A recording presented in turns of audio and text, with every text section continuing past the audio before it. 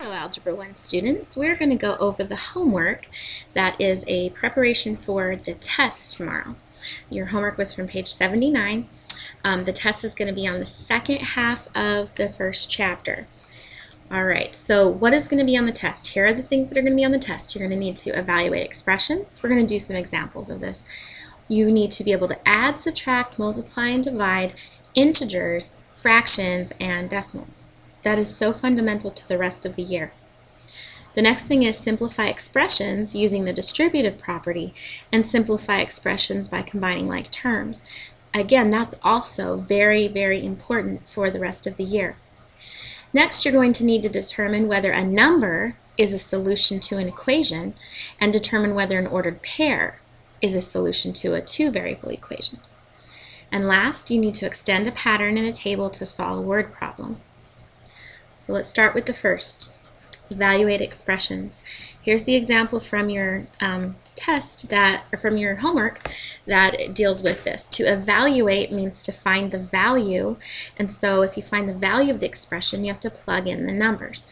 So we're going to start by plugging in the values that were given for P and Q. So P is 2, Q is 4, we square it, and then we have to divide by -8. Alright, 2 times, order of operations, 2 times 4 is 8, so we have -8 squared divided by -8. We're going to square the 8 first. 8 squared is 64, and then apply the negative, and that's divided by -8. Now this comes back to our integer rules. When you have a negative divided by a negative, the answer is positive, and 64 divided by 8 is 8. And that is your final answer for this problem.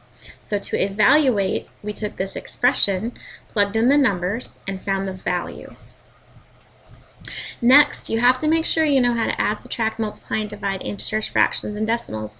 The sample problems that they gave you on this assignment, number 5, number 6, and then skipping up to number 15, we have to use the order of operations, but you have to know your integer rules too, positives and negatives.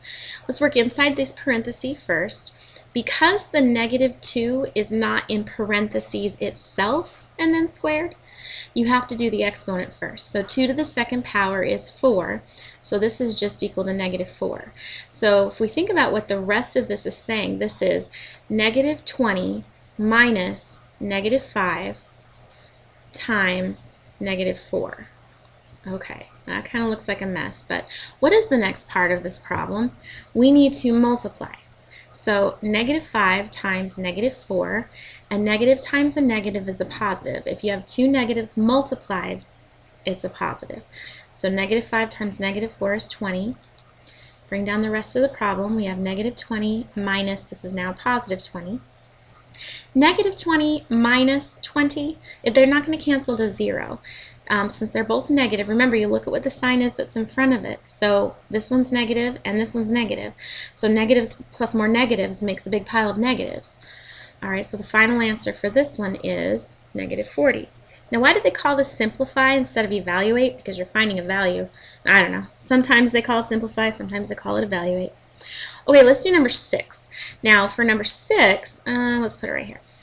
-1/4 to the third power, since you know that the third power means you multiply it by itself 3 times, that's what we're going to do. We're going to multiply this fraction by itself 3 times. If you have negative times negative times negative, that's 2 negatives make a positive, and then the third negative turns it back to a negative again. So we know that the answer is going to be negative. How do you multiply fractions? Cancel factors low and high straight across, you multiply.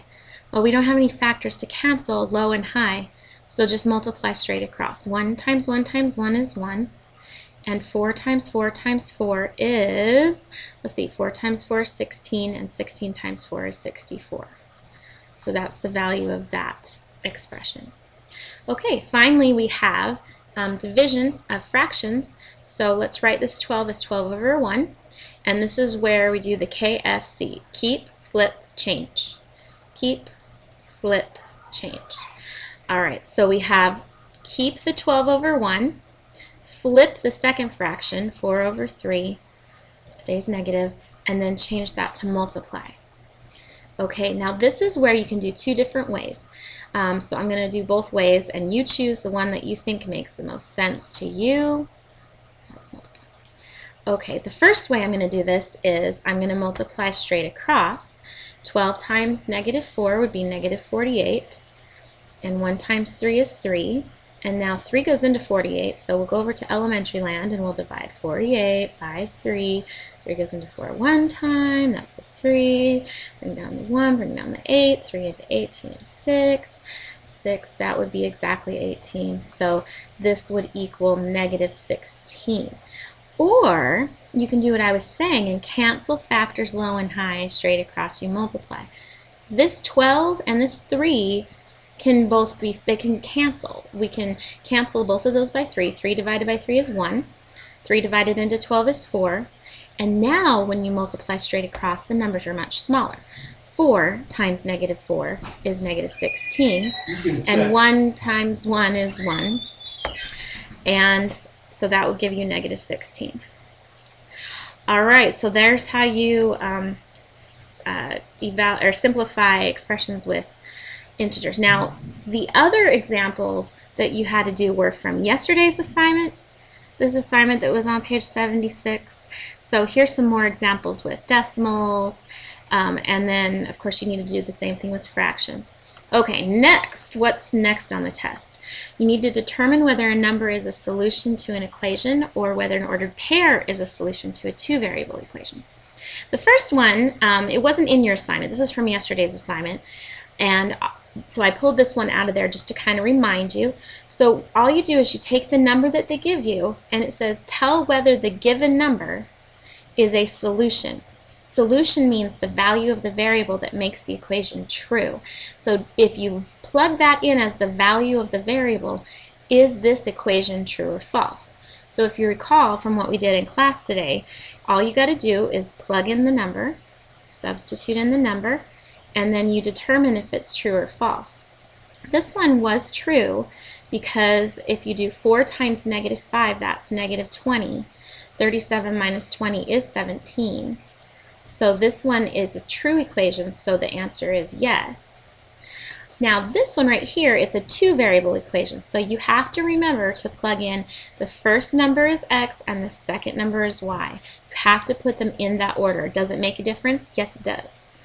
So we substitute in 3x would be 3 times 2, and then -2y, that would be -2 times -5. So if I work both sides out, this side I need to use the order of operations. 3 times 2 is 6, so we have 4 plus 6. This side we have -2 times -5, that would be positive 10. So this side is 10, this side is 10. Because these values of x and y make this equation true, yes, this is a solution. All right, what do we have next? By the way, the top part of this right here, this was the part from yesterday's assignment, oh, that's a bad circle, that dealt with this, where you plug in the number and see if it's a true or false. There was also these problems from the other part, 48 through 51. Those were the ones where you had to plug in the x and y and see if it was true. So if you recall, we went over those today in class. Okay, next, what's on the test? Simplifying expressions with the distributive property and combining like terms. So looking at 14, these are like terms, right? They are like terms because they both have an x squared. So remember, if there's no number in front of the x, then there's just a 1 in front of the x. So you just subtract the coefficients. 5 minus 1 is 4, and then it's x squared. Next, this one you're going to have to distribute. So you're going to distribute the negative, and all that does is change the signs. So negative would be positive 2, and negative times -6t would be -6t. All it does is change the signs. Now, can you do anything else with this? Can you do 2 minus 6 and get -4? No, because this t is not like terms. This 6t is not like terms with the 2. The 2 doesn't have a t. Okay, let's go to the last problem in this section. We have -3 that is going to be distributed right here. Oh, but the first thing we got to do, anytime you have that double negative like that, subtracting a negative, you got to change that to add a positive. Always got to do that. Otherwise you get messed up. Okay, -3 times b would be -3b, And negative 3 times a now positive 7 would be negative 21. Can you combine these two together? Nope, they're not like terms. On yesterday's homework, this was the section where you had more practice with this, so you can refer back to the homework assignment that we went over today. All right, and last but not least, you need to be able to extend a pattern in a table to solve a word problem. So if you notice these things right here, we have these different values. We're going to make a table and use that to make a prediction. So you notice that this is going to be Celsius, this is going to be Fahrenheit. You notice that 10 degrees Celsius is the same as 50 degrees Fahrenheit. You notice that 20 degrees Celsius is the same as 68 degrees Fahrenheit. You notice that 30 degrees Celsius is equal to 86 degrees Fahrenheit. And you are looking for 40. 40 degrees is what Celsius is what degrees Fahrenheit. So you need to look for a pattern. What's the pattern here? From here to here, 50 plus what is 68? If you add 18, that's what you get. Now, is that the same as right here? Do you also add 18 to get 86? Let's go over here to elementary land and subtract and see if that is what you would get. Okay, let's see, borrow 16 minus 8 is 8. And that's, okay, so it is 18. If you add 18 right here, you get 86. So because that's the pattern, to get the next value, you also add 18. So if you can't do it mentally, then you just go to your side of your paper and you work this problem out, and you get 104 degrees. 104 degrees. So if they say 40 degrees Celsius, that's not cold. That is hot. All right, 30 degrees, 20 to 30 degrees is Celsius is pretty much room temperature.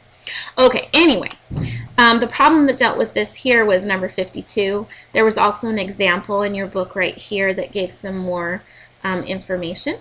But, so this was just a review of all the things that are going to be on tomorrow's test. You're going to do great. Just make sure you study your books, study your assignments, and do all the practice that you can do, and I'll see you tomorrow.